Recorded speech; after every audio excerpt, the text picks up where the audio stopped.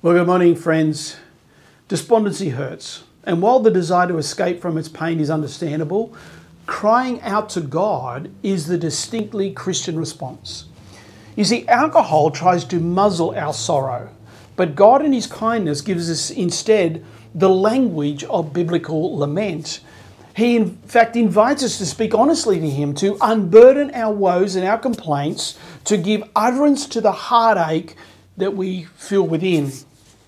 Lament is the honest cry of a hurting heart wrestling with the paradox of pain and the promises of God's goodness. Biblical lament allows us to acknowledge that life can be hard and God can be good, both at the same time. God's sovereignty and goodness and our pain is a real life tension for the Christian. We must desperately trust in His goodness, even when living with feelings that He's anything but good.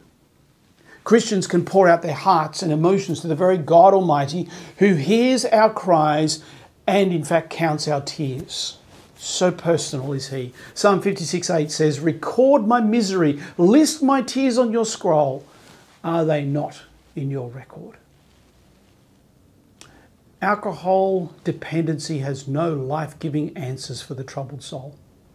Alcohol dependency lures us away from the light, settling our spirits into the confines of wretched darkness.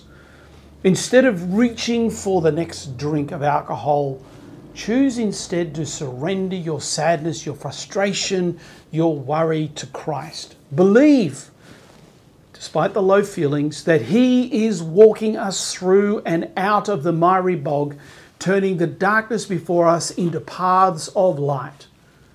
So, have the promise of Isaiah 42:16 written on your alcohol cabinet or your wine rack.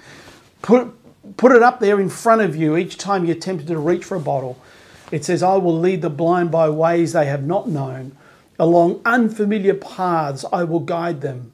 I will turn the darkness into light before them and make the rough places smooth. These are the things I will do. I will not forsake them." What a promise from God.